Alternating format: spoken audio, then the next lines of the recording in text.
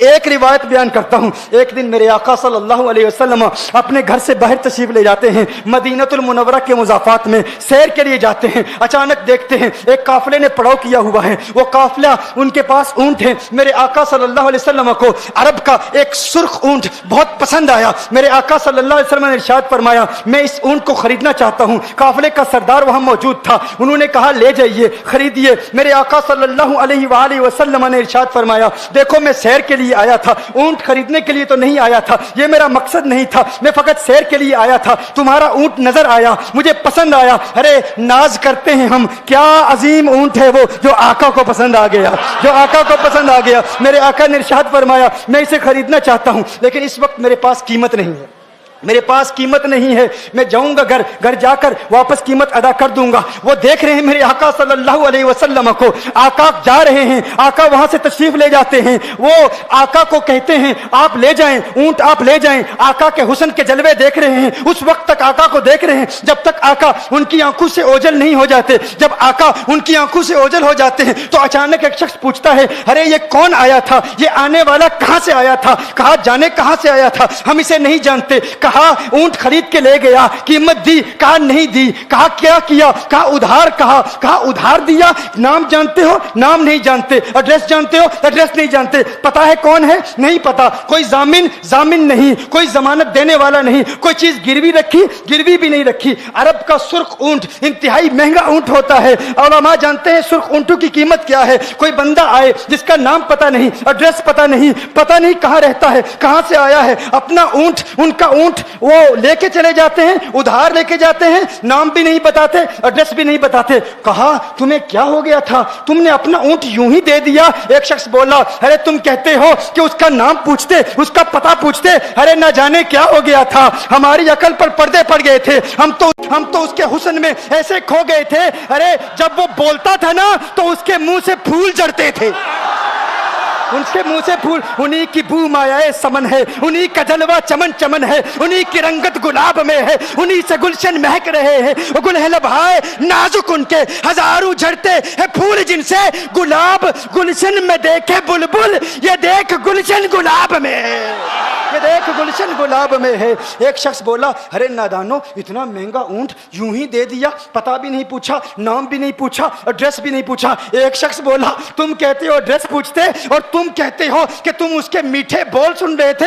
ارے میں تو اس کے کنڈل زلفوں کو دیکھ رہا تھا, ان کے زلفوں کے پیچ و خم میں ایسا گم ہو گیا تھا, ان کے حسن میں. گویا کہ اعلی حضرت یہی فرماتے ہیں نا, لم یاتی نذیر کفی نظر مثل تو نشد پیدا جانا, جگ راج کو تاج تو رے سرسو ہے, تجھ کو شہید و سرا جانا, انفی اتش و سخا کا اتم ہے, گیسو پاک ہے ابر کرو, ہے گیسو پاک ہے ابر کرو, برسن ہار رم جم دو بوند ادھر بھی گرا جانا, انفی اتشن و سخا کا اتم. اور ایک پنجابی شاعر نے کہا, مکھ چند بدر شاہ شانی, مت چمکے لاٹھ نورانی, کالی زلفت اک مستانی, مخمور عقین مدبریا.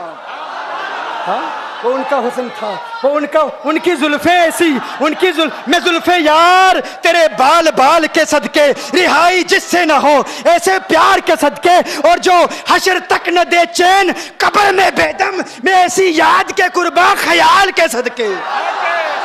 یہ ان کا حسن. دل میں جگر میں آنکھ میں بس تو ہی تو رہے, دل میں جگر میں آنکھ میں بس تو ہی تو رہے, اس کے سوا نہ دل میں کوئی آرزو رہے. اس اہتمام میں شوق میں سجدے کروں ادا, تیرا خیال آئے تو دل باوضو رہے. اور جنت میرے نصیب کی وائز کو بخش دے, میرے کفن میں گیس ہوئے جانا کی بو رہے. میرے کفن میں گیس ہوئے جو ان کی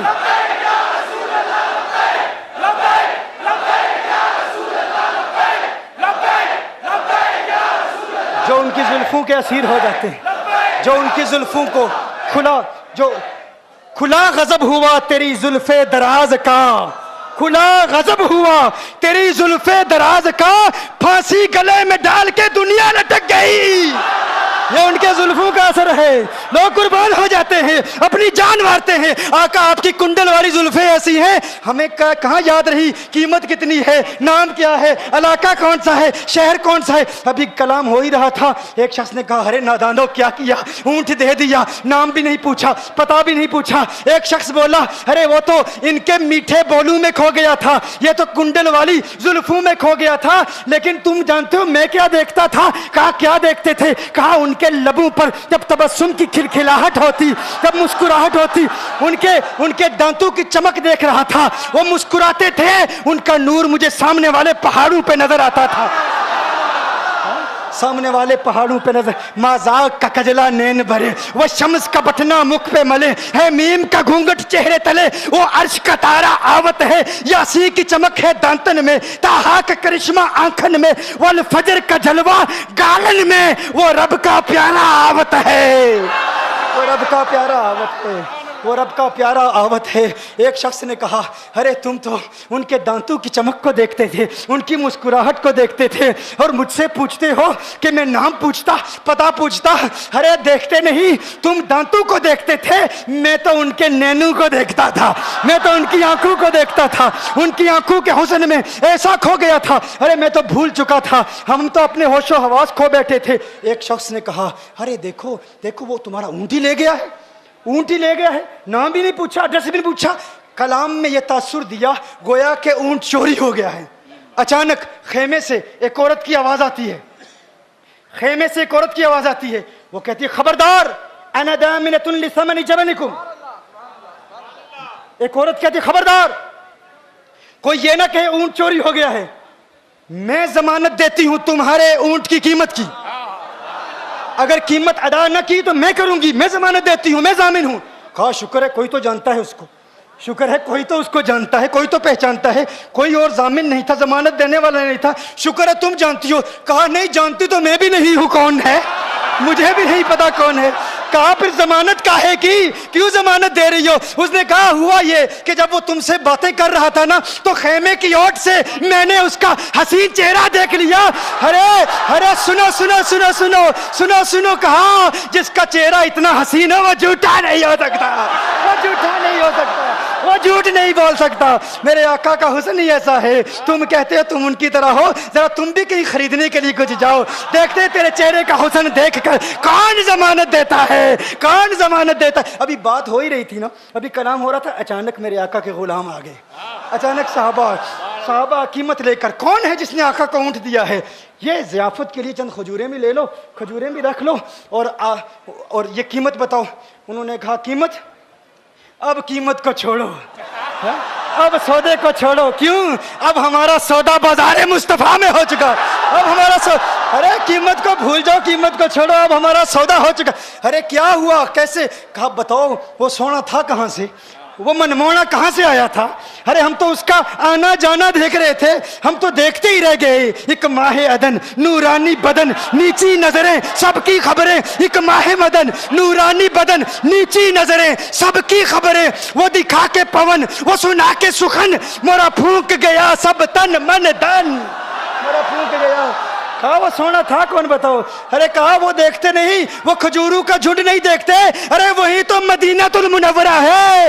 اپنی قسمت پہ ناز کرو, یہ وہی محمد عربی ہے, ارے جن کی عظمتوں کے ترانے دنیا لاپ رہی ہے. تم خوشبخت ہو, تم مدینے کے قریب آ گئے ہو. کہا پھر لے جاؤ. آقا کی بارگاہ میں حاضر ہوئے, وہ سارا قافلہ کلمہ پڑھ کے واپس آ رہا ہے, اور ان کے تیور دیکھنے کے لیے گویا کہ کہہ رہے ہیں یہ ناز یہ انداز ہمارے نہیں ہوتے, یہ ناز یہ انداز ہمارے نہیں ہوتے. جولی میں اگر ٹکڑے تمہارے نہیں ہوتے, ملتی نہ اگر بھیک حضور آپ کے در سے, اس ٹھاٹ سے منگتو کے گزارے نہیں ہوتے. اور بے دامی بک جائیے بازار نبی میں, اس شان کے سودے میں خسارے نہیں ہوتے, شان کے سودے